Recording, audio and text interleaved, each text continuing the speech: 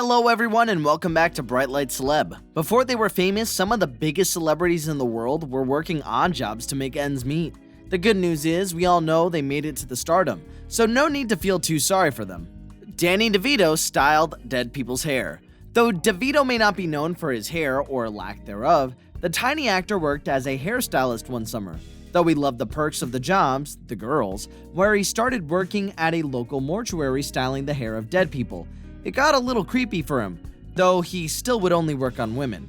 Rod Stewart was a gravedigger. Before Stewart charmed audiences with his British accent, he worked as a gravedigger at Highgate Cemetery in London during his teens.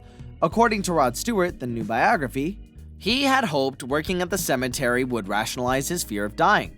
He had suffered from nightmares about death from a very early age, and so thought as an impressionable teenager that perhaps getting as close as he could to death, actually digging out holes to be filled by real bodies, he could rid himself of that fear.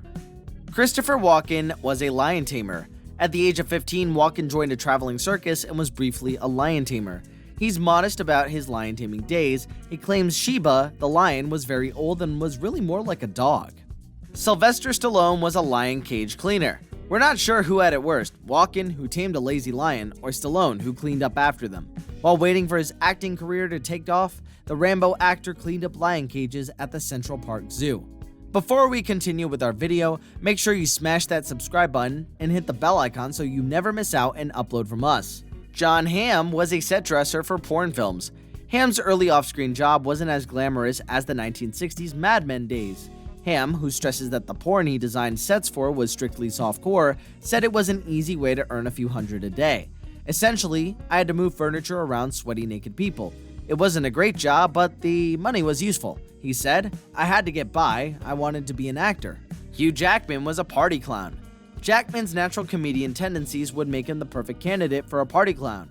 At about $50 per show, he's come a long way. I just love making a fool out of myself, he said. I made my living as a clown at kids' parties for about 3 years. I was Coco the Clown, I had no magic tricks, and I remember a 6-year-old standing up at a party saying, Mummy, this clown is terrible. He doesn't know any tricks. And he was right. Patrick Dempsey was a professional juggler. One of Dempsey's first jobs was juggling for money. When he was 15, he completed and competed in the International Jugglers Association and came in second to then 8-year-old Anthony Gatto, who went on to set numerous records and perform in the Cirque du Soleil. Brad Pitt was a chicken mascot and a limo driver for strippers. Pitt may be one of Hollywood's leading men, but once upon a time he was nothing more than a chicken.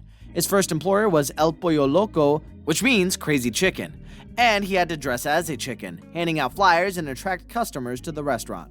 During the same year, as he struggled to become an actor, he chauffeured strippers in a limousine.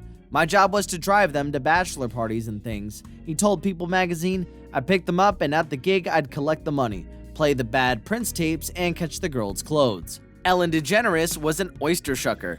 The outspoken talk show host has had her share of menial jobs, including house painter, vacuum salesperson, bartender, waitress, and sales clerk. But the most notable is an oyster shucker. Oyster shucking involves opening the shell of the oyster with a knife. In Ellen, a biography, DeGeneres is quoted as saying, when you live in New Orleans, you're bound to be an oyster shucker, aren't you? Jon Stewart was a puppeteer. According to the New York Times, after graduating the College of William and Mary in 1984 with a degree in psychology, he returned to New Jersey where he worked for the state, performing puppet shows designed to sensitize school children to the disabled. He also held jobs as a shelf stocker at Woolworths, a busboy, and a caterer. That's it for today's video. What are your guys' thoughts on this video? Do let us know in the comments down below.